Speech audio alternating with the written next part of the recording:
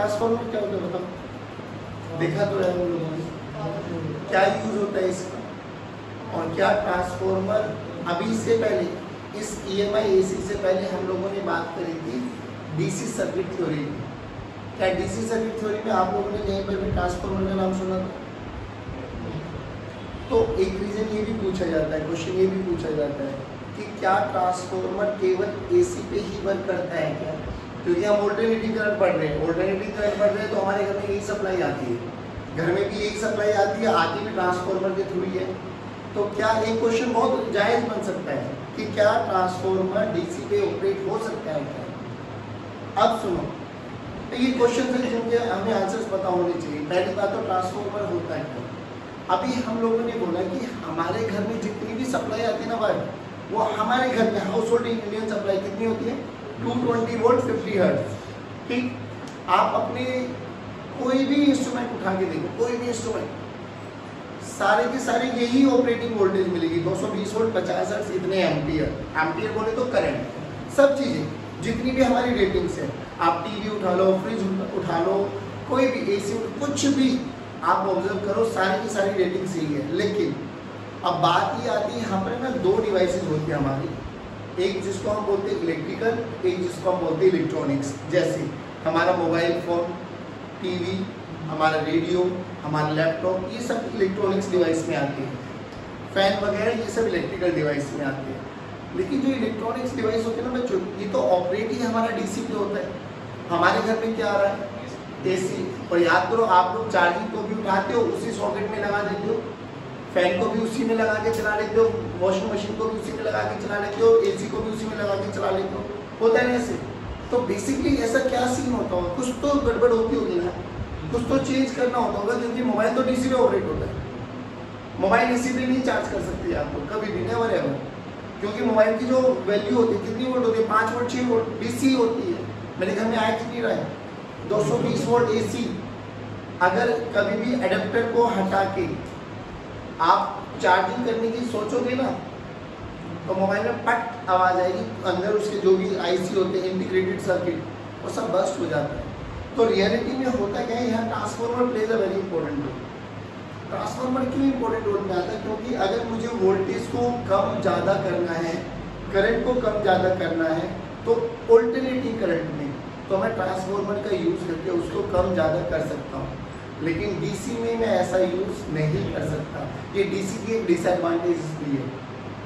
अभी हमें ट्रांसमिशन करना है, लॉन्ग ट्रांसमिशन, तो जब भी हम लॉन्ग ट्रांसमिशन करते हैं हमें वोल्टेज को अप करना होता है, बढ़ाना होता है। DC में मैं ऐसा नहीं कर सकता। DC में कांस्टेंट वोल्टेज चलेगी मेरे पास, लेकिन AC में मैं उसको बढ़ा भी सकता हूँ, घटा भी सकता हूँ, डिपेंडिंग अपॉन अपनी सिचुएशन। अभी देखो घर में कितनी सप्लाई आती है? 220 वोल्ट AC हमारे घर में आती है, 220 वोल्ट AC। मेरा जो मोबाइल फ़ोन है वो कितने पे चार्ज होता है? 5 वोल्ट DC, 5 वोल्ट DC, ये मेरा मोबाइल की चार्जिंग वोल्टेज है। दे ये रहा हूँ, मिल वो रहा है। यानी जो आप ये एडेप्टर यूज करते हो, सारा खेल यही करता होगा। कोई भी इलेक्ट्रॉनिक्स डिवाइस उठा के दे, आपका लैपटॉप आता है उसमें भी एडेप्टर लगा हुआ है। कोई भी चार्जिंग वाले डिवाइस दे, कोई भी चार्जिंग वाली डिवाइस, आपकी घड़ी होगी, डिजिटल वॉच आती है, आप आजकल देखी होगी, उसका भी चार्जर आता है, सब में वो होता है आपके पास एक adapter. Now this adapter plays a very important role. अब ये एडेप्टर क्या करता है? सुनो, पहली बात तो जो ये 220 वोल्ट AC मिला है ना, इस AC वोल्टेज को कम कर देता है। इस कम करने को हम बोलते हैं स्टेप डाउन। क्या बोलते हैं? सारे बोलो स्टेप डाउन। तो सबसे पहले तो ये बॉक्स है, अब इस बॉक्स में बहुत सारी चीजें हैं, लेकिन एक ऐसी भी डिवाइस है जो इस वोल्टेज को पहले कम करेगा। अब वो जो कम करता है उसको बोलते हैं हम ट्रांसफार्मर। क्या बोलते हैं भाई?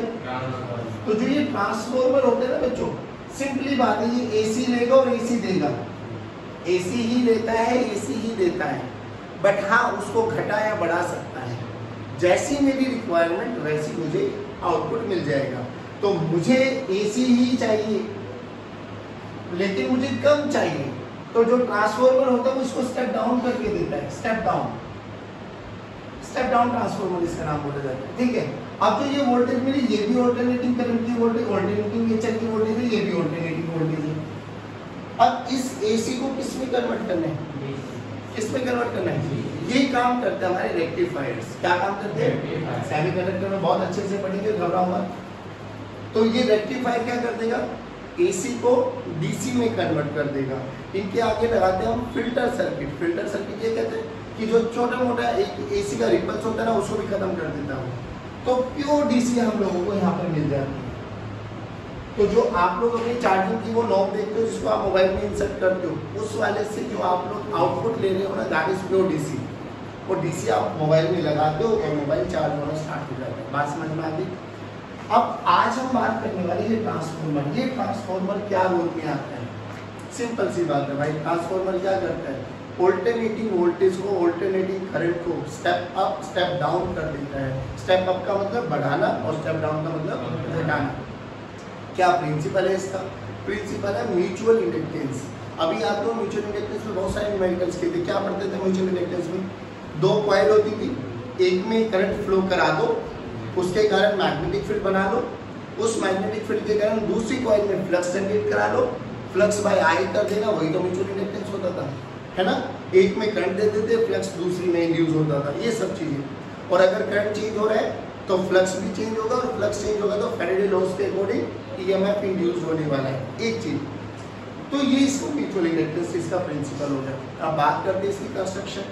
बच्चों अब ये कंस्ट्रक्शन में भी कभी कभार एक एक नंबर के न्यूमेरिकल्स मतलब कॉन्सेप्चुअल क्वेश्चन पूछे जाते हैं। जब मैं इसकी कंस्ट्रक्शन करता हूँ ना, तो मैं लेता हूँ सॉफ्ट आयरन। अब सॉफ्ट आयरन क्यों लिया जाता है? रीजन सुनो। क्योंकि सॉफ्ट आयरन फेरोमैग्नेटिक मटेरियल होता है। वो क्या करता है, वो अपने आप में ना बेसिकली आप कह सकते हो वो वीक मैग्नेटिक फील्ड से स्ट्रॉन्ग मैग्नेटिक फील्ड में रहने की उसकी टेंडेंसी है। यानी अगर मैं एक सोलेनॉइड, अब ध्यान से सुना, मैं एक सोलेनॉइड में ये ले लूँ तो बताओ सोलेनॉइड के कारण मैग्नेटिक फील्ड लाइंस कैसे बनती थी? सोलेनॉइड के कारण मैग्नेटिक फील्ड लाइंस ऐसे बनती थी, याद है कुछ?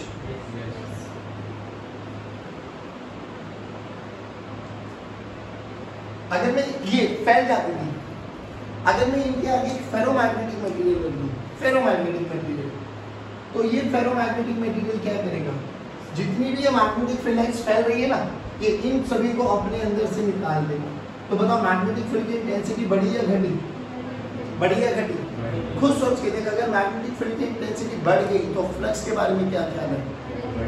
बढ़ेगा, क्योंकि बी ए cos थीटा होता है। तो फेरोमैग्नेटिक मटेरियल लेने का ये बेनिफिट। अब होता क्या है मैं बताऊँ आपको। रियलिटी में ना एक फ्रेम बनाया जाता है, एक कोई पेपर तो मुझे, तो रियलिटी में ना ये एक ऐसा फ्रेम है हमारे पास, ठीक है? अब इस फ्रेम को करते क्या है, इस फ्रेम को लेते और एक ना वार्निश का लिक्विड होता है, उस लिक्विड में डिप करते हैं। अब डिप करने से क्या हुआ, इस पे एक ना वार्निश की परत जम जाती है, जिसको हम बाद में लैमिनेशन बोलेंगे, लैमिनेटेड कोर। ये लैमिनेटेड कोर पता लग गया। अब ऐसे क्या करते हैं, बहुत सारी लैमिनेटेड कोर होती है हमारे पास। अच्छा एक चीज होती, अब ये फेरोमैग्नेटिक मटेरियल है, ठीक है? इसके साथ वार्निश और फिर ज़्यादा और अच्छी चीज़ रखने के लिए इसको ना एक बहुत पतली सी इंसुलेटेड कनेक्टिंग वो भी लगा देते हैं इसके अंदर, कि ये आपस में चिपके ना। ऐसे करते करते करते करते ये पूरा का पूरा एक बंच बन के तैयार हो जाता है, पूरा का पूरा एक बंच बन गया, ठीक है? बंच बनने के बाद क्या होता है, तो तुझे लग रहा होगा कि अब ये ऐसी एक साइड बहुत मोटी हो जाएगी, बहुत सारा बंच बना दिया, ये भी एक मोटी साइड हो जाएगी, ठीक है? अब इस मोटी साइड को हम बोलते हैं फ्रेम। ये आपके कोर कंप्लीट हो गया ट्रांसफॉर्मर का। अलग अलग ट्रांसफॉर्मर है, बहुत मॉडर्नाइजेशन आ गया आजकल के ज़माने में। तो बट मैं तुम्हें वो वाली चीज़ बताता हूँ जिससे तुम बहुत इजीली वर्किंग समझ लोगे। तो ट्रांसफॉर्मर में देखो अब क्या हुआ हमारे पास, अब समझ लो थोड़ा।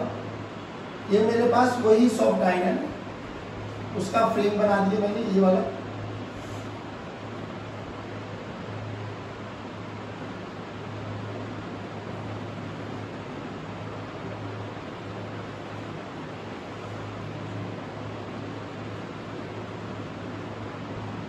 ये ठीक है, एक फ्रेम बन गया कंप्लीट। अब क्या करो, इन पे ना वाइंडिंग्स लगा दो, कॉपर की वाइंडिंग्स।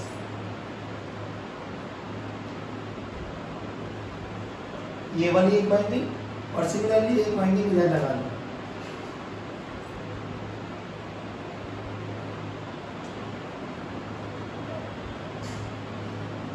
ये दूसरी वाइंडिंग, ठीक बच्चों?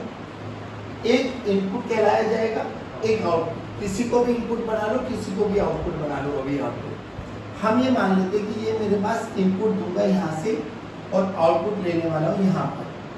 डन।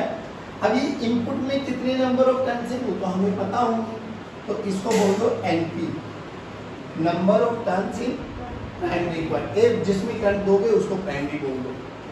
इसको जहाँ से आउटपुट लोगे that is your secondary coil, तो इसके नंबर ऑफ टर्न्स हो गए सेकेंडरी। ठीक। अब जो हमारे घर में सप्लाई आती है that is alternating nature. Alternating nature में जो करंट आता है that is I naught sine of omega t. Variable है कांस्टेंट है? वेरिएबल। तो करंट इनिशियली बढ़ेगा, फिर जीरो, फिर अपनी पोलैरिटी चेंज करेगा, फिर नेगेटिव में बढ़ेगा, फिर जीरो, मतलब कॉन्स्टेंटली करंट बढ़ता घटता रहेगा, चेंज होता रहेगा। ये पक्की बात है। जब करंट चेंज होता चला जाएगा तो याद करो ये इंडक्टर है, सोलेनॉइड है। सोलेनॉइड के अंदर मैग्नेटिक फील्ड बोलो B equal to mu naught into N into I। तो इसके अंदर जो मैग्नेटिक फील्ड बनेगा that is mu naught into N into I, और I as a function of time है। I चेंज हो रहा है, जैसे जैसे I चेंज होगा तुम्हें नहीं लगता है यहाँ पर बेटा फ्लक्स चेंज होगा? फ्लक्स चेंज होगा तो EMF इंड्यूस होगा, पक्की बात है। अब क्या माना गया कि जितना फ्लक्स बंद करेगा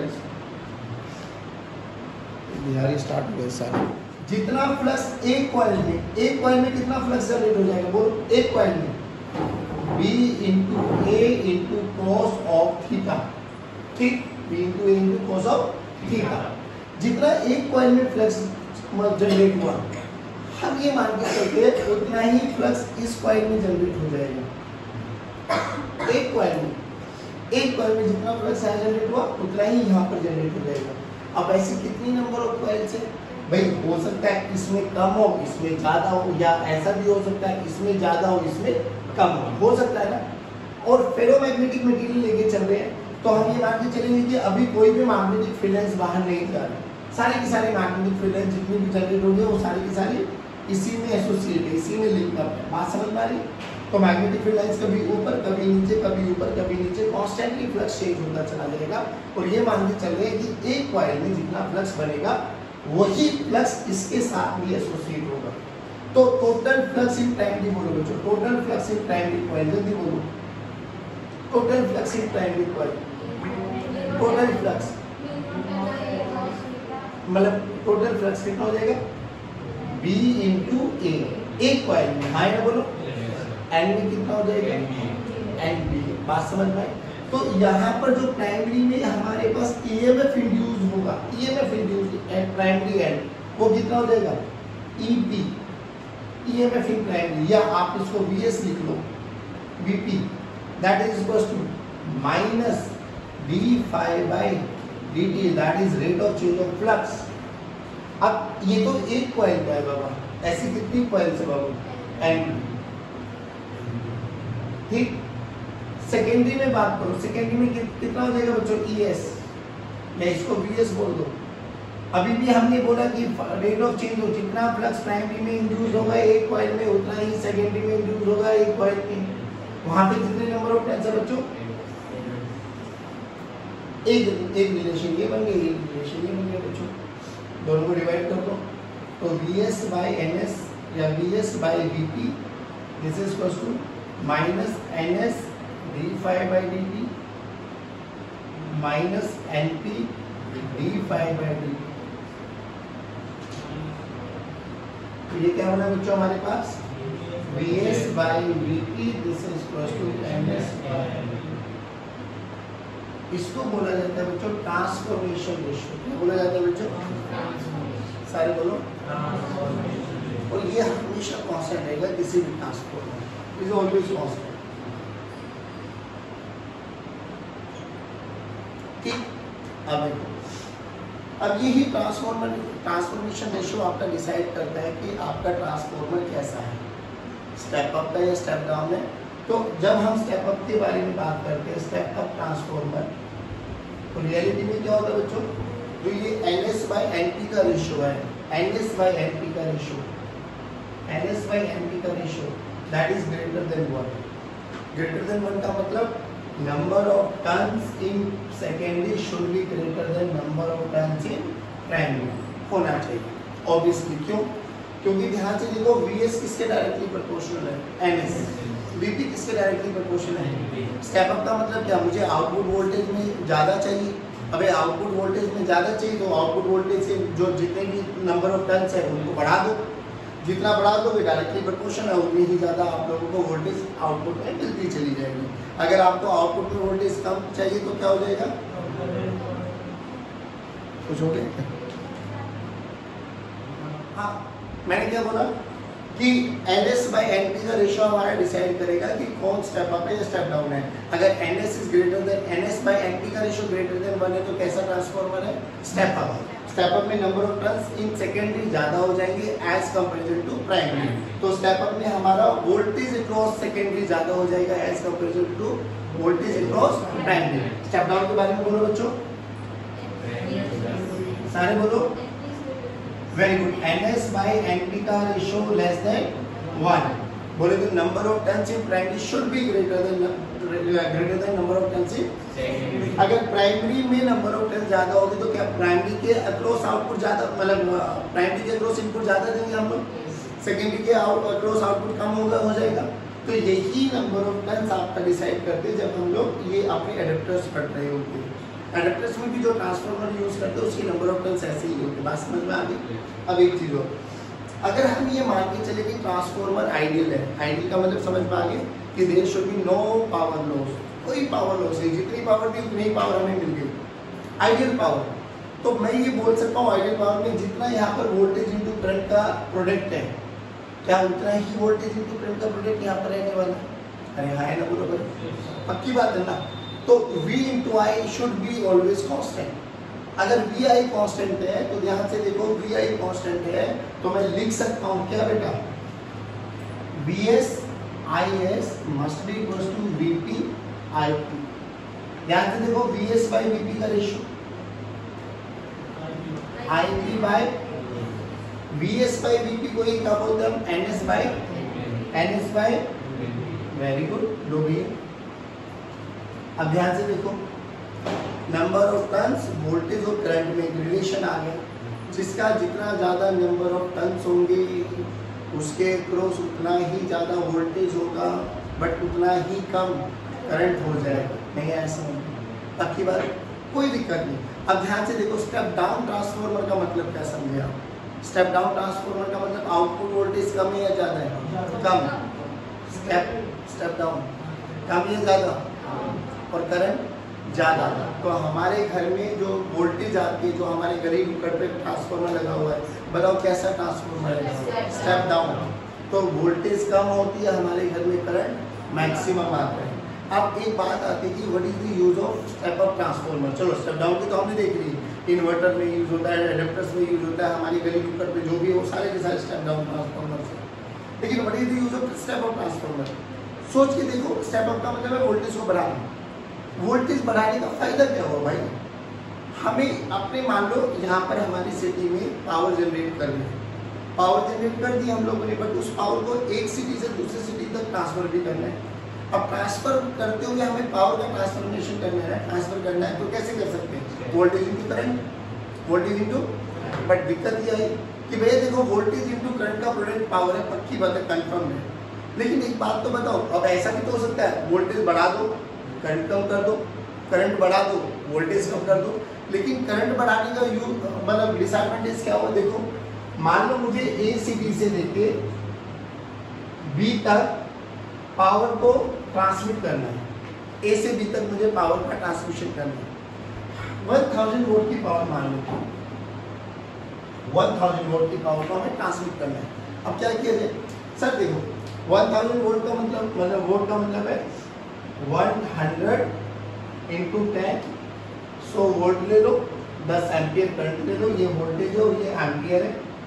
या 1000 वोल्ट ले लो, 1 एम्पियर करंट ले लो। ट्रांसमिशन तो दोनों केस में हम 1000 वोल्ट ही कर रहे हैं, पर तरीका अलग अलग है। एक में करंट ज़्यादा ले लिया, एक में करंट कम ले लिया। बट ध्यान से देखो बच्चों, जो भी ये ट्रांसमिशन वायर है, जो आपके बाहर घर के बाहर वो ट्रांसमिशन वायर है, वो एल्यूमिनियम है, ठीक है, एल्यूमिनियम कंडक्टर है, बट इतना अच्छा कंडक्टर नहीं, इसका रेजिस्टेंस अच्छा खासा है। क्या आता है, जब करंट इसमें जाएगा तुझे नहीं लगता करंट के कारण रेजिस्टेंस कॉपर और रेजिस्टेंस मिलेगा एल्यूमिनियम का, रेजिस्टेंस मिलेगा तो हीट फ्लो जनरेट होगा। किसी भी टाइम टी में हीट कितनी जनरेट होगी, आई स्क्वायर आर इंटू टी, अरे हाय ना बोलो, आई स्क्वायर आर इंटू टी। अब अगर आई की वैल्यू मैंने ज्यादा रखा तुम्हें नहीं लगता हीट फ्लो ज्यादा हो जाएगा, आई की वैल्यू कम रखूंगा तुम्हें नहीं लगता हीट फ्लो कम से कम।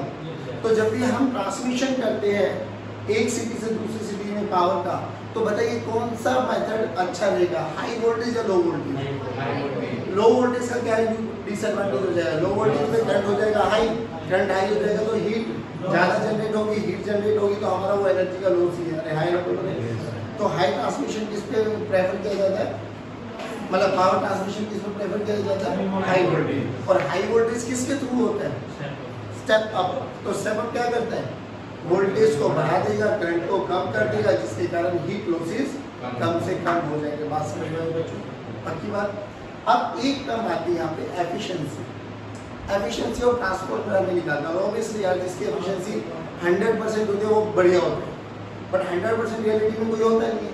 तो 95, 97, 98% की एफिशिएंसी जिसकी हो जाएगी वो अच्छा ट्रांसफार्मर माना जाता है। एफिशिएंसी का फॉर्मूला बोलो, power output by power input into.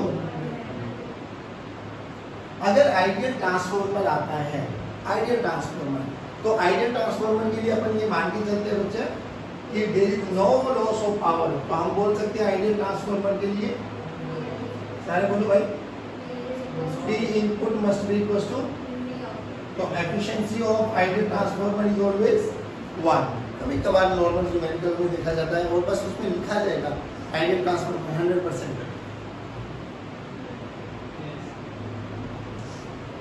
है ना। कभी कभार उसमें लिखी जाती है आपके पास कि आइडियल ट्रांसफार्मर, वर्ड लिखा मिलेगा आइडियल ट्रांसफार्मर, उसी को हिट मारना के साथ वहाँ देख के आप लोगों को पता लग जाता है। This is all about your transformer. अब इस ट्रांसफार्मर के ना कुछ लॉसेज आते हैं और ऑब्वियसली वो लॉसेज दिखाई नहीं देते। देखो पहली बार हमने ये वाइंडिंग्स जो रखी थी, कॉपर की वाइंडिंग्स रखी थी, copper is a good conductor, but भाई फिर बात वही है कि करंट तो फ्लो करेगा, रेजिस्टेंस तो यहाँ पर भी मिलेगा, हीट तो यहाँ पर भी जनरेट होगी, तो ये लॉस। एक होता है फ्लक्स लॉस। फ्लक्स लॉस क्या होता है, अभी तो अपन ये मान के चले ना जितना फ्लक्स मिला वो सारा का सारा फ्लक्स इसके साथ लिंक अप हो गया, बट रियलिटी में ऐसा तो ये फ्लक्स लॉस हो गया आपके पास। एक होता है हिस्टैरिसीस लॉस। अब वो हिस्टैरिसीस लॉस समझ, ये तो करंट का नेचर कैसा है भाई, करंट का नेचर ऑल्टरनेटिंग नेचर है ना, कभी जीरो, कभी मैक्सिमम, कभी जीरो, फिर रिवर्स में डायरेक्शन कर चेंज कर दिए ये 100। और मैग्नेटिक फील्ड देखो, मैग्नेटिक फील्ड का formula mu naught n into I। I change हो रहा है तो क्या B चेंज हो रहा है, क्या B कॉन्टिन्यूसली चेंज हो रहा है, तो रिपीटेडली मैग्नेटाइजेशन एंड डीमैग्नेटाइजेशन हो रहा है। मतलब क्या है कि ये वाला जो आपके पास यहाँ पे ये कोर है ये बार बार मैग्नेटाइज और डीमैग्नेटाइज हो रहा है, जिसके कारण यहाँ पर कुछ लॉसेज जनरेट होते हैं जिनको हम बोलते हैं हिस्टैरिसीस लॉसेज। घबरा मत, हिस्टैरिसीस एक कर्व होती है, ISC कर्व होती है, वो मैं बताता हूँ कैसे बनने वाले, परेशान मत। बट अभी के लिए समझ कि हिस्टैरिसीस क्या होते हैं, कि रिपीटेडली मैग्नेटाइजेशन एंड डीमैग्नेटाइजेशन को ही क्या बोलते हैं, हिस्टैरिसीस लॉसेज। बात समझ में आ गई। एक होता है यहाँ पर eddy loss, eddy current. Eddy current सबसे बढ़िया फिनोमिना है, वो लॉस भी है बट हम उस लॉस का अच्छे से यूज करके हम उसको एप्लीकेशंस भी बहुत यूज की जाती है। अब ये एडी होता क्या है, देखो सिंपल सी फंडा है, मुझे एक बार बताओ, जब हमने बोला कि भाई ये मेरे पास एक कॉइल है, आराम से सुनो बच्चों, ये मेरे पास एक कॉइल है और यहाँ पर मेरे पास एक बार मैग्नेट रखा हुआ है, जैसे ये बार मैग्नेट का नॉर्थ पोल और ये बार मैग्नेट का साउथ पोल, ठीक है, परफेक्ट। अब इस बार मैग्नेट के कारण यहाँ पर मैग्नेटिक फील्ड तो जनरेट होंगी ना। अगर सोचो बार मैग्नेट और कॉइल रेस्ट पर है तो फ्लक्स तो है बट फ्लक्स चेंज नहीं हो तो EMF इंड्यूस्ड, कॉइल में करंट फ्लो नहीं करने वाला, परफेक्ट। लेकिन अगर मैं इसको रेस्ट पर मान दूं, इसको आगे पास लेके आऊँ या दूर लेके जाऊँ तो बताओ, फ्लक्स चेंज होगा, मैग्नेटिक फील्ड चेंज होने के कारण फ्लक्स चेंज होगा, फ्लक्स चेंज होगा तो EMF इंड्यूस होगा और सर्किट कंप्लीट है तो करंट फ्लो करेगा। और करंट हमेशा ऐसी डायरेक्शन में फ्लो करेगा कि अपने ही कोर्स को हुआ। ये कॉइल में तो ऐसा हुआ, लेकिन बात ये पूछी गई कि अगर मैं एक मेटेलिक ब्लॉक ले लूँ, मेटेलिक ब्लॉक का मतलब समझ में आ गया, पूरा का पूरा एक एल्यूमिनियम की शीट उठा ली मैंने। अब शीट में जब मैं शीट के सामने मैग्नेट को लेके आ रहा हूँ, अब ध्यान से देख, ये तो कॉइल था, कॉइल में भी फ्री कौन थे, इलेक्ट्रॉन्स। अरे बोलो भाई, अब मैं अगर एक एल्यूमिनियम की शीट ले लूँगा भाई, एल्यूमिनियम की शीट, फिर वही करूँ, नॉर्थ पोल को आगे लेके जाऊँ, दूर लेके जाऊँ, फिर दिमाग में तो वही आया कि अब बताओ इसमें क्या होगा, क्या इसमें करंट फ्लो करेगा नहीं करेगा। भाई है तो कंडक्टर ना बच्चों ये, हाँ बिल्कुल है। अगर कंडक्टर है तो मुझे प्यारे बच्चों ये बताओ इसमें भी फ्री तो इलेक्ट्रॉन्स होंगे ना। अरे ये भी तो एक कॉपर वायर थी, इसमें भी तो फ्री इलेक्ट्रॉन्स ही थे। अगर इसमें भी इलेक्ट्रॉन्स है, अब खुद सोच के बताओ, जब ये आगे जाएगा, नॉर्थ पोल आगे जा रहा है, आपको नहीं लगता बाबा कि फ्लक्स तो सर अभी भी चेंज हो रहा है। अब फ्लक्स चेंज हो रहा है तो क्या होगा, करंट तो इसमें भी फ्लो करेगा। तो रियलिटी में होता क्या है कि इसकी इलेक्ट्रॉन्स भी घूमना स्टार्ट करते हैं, और घूमने की एक ही कंडीशन है भाई, या तो क्लॉक या एंटी क्लॉक। क्योंकि रियलिटी में क्या करना है, नॉर्थ पोल आगे जा रहा है तो इसको करंट को ऐसे घुमाना है कि ये क्या जनरेट करे, नॉर्थ पोल। तो नॉर्थ पोल जनरेट करने की या साउथ पोल जनरेट करने की एक ही टेंडेंसी है, तो करंट क्लॉक में चलेगा। तो जब नॉर्थ पोल जाएगा तो जो इसके इलेक्ट्रॉन्स है, एल्यूमिनियम शीट के जो इलेक्ट्रॉन्स है, वो क्या करेंगे, एक ऐसा गोला बनाते हैं। अगर ये करंट सफिशिएंट होता है, सफिशिएंट इनफ कि इस नॉर्थ पोल को अपोज कर पाए तो ठीक, नहीं तो बाकी इलेक्ट्रॉन्स भी ऐसे हमारे चक्कर लगाते हैं, और ये चक्कर लगाते लगाते बेसिकली ये ऐसे करंट जनरेट होता है। अब जब ये करंट जनरेट हुआ तो क्या होता है बच्चों, ये पूरे सरफेस में करंट जनरेट हुआ, हाँ बिल्कुल हुआ। अब पूरे सरफेस में जब करंट जनरेट हुआ तो ये देखने में ऐसा लगता है जैसे पानी में ऐसे घुमाते हो तो एडी नहीं बनती, तो ये कुछ कुछ वैसा सा लगता है। एडी, एडी हिंदी में बोलते हैं भंवर, भंवर बनना। तो रियलिटी में ये एडी करंट्स होती है, ये होता उसी के कारण है, फ्लक्स चेंज हो रहा है। बट ये बात आती है मेटेलिक ब्लॉक्स में। अब बात यह है कि जब ये पूरे सरफेस में घूमेंगे तो आपको नहीं समझ पाना, ये पूरे सरफेस में घूमेंगे, इलेक्ट्रॉन से रेजिस्टेंस मिलेगा, हीट जनरेट होगा, तो ये पूरे के पूरे सरफेस को गर्म करेंगे। अरे हाँ है ना बोलो। अच्छा, अब जब ये पूरे के पूरे सरफेस को गर्म करेंगे तो हीट प्रोड्यूस होगी, हीट प्रोड्यूस होगी तो ये जल्दी खराब होने के चांसेस होते हैं।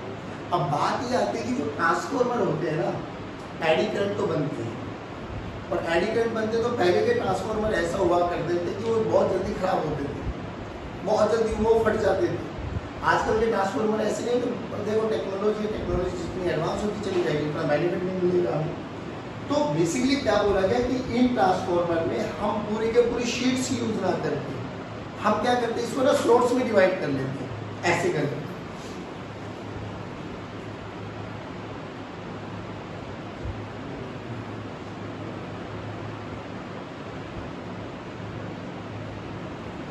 अब ऐसे सोर्स में डिवाइड करने का क्या फायदा हुआ, फायदा हुआ दे, जब भी अभी भी इसमें आएगा ऐड तो आएगा, तो लेकिन ध्यान रखो क्या होगा, इसमें इतने ही सरफेस में ऐड चलेगा, हाँ है ना बोलो। अरे बोलो भाई, अब ये तो स्पेस पूरा का पूरा खाली है, हाँ है ना बोलो बच्चों।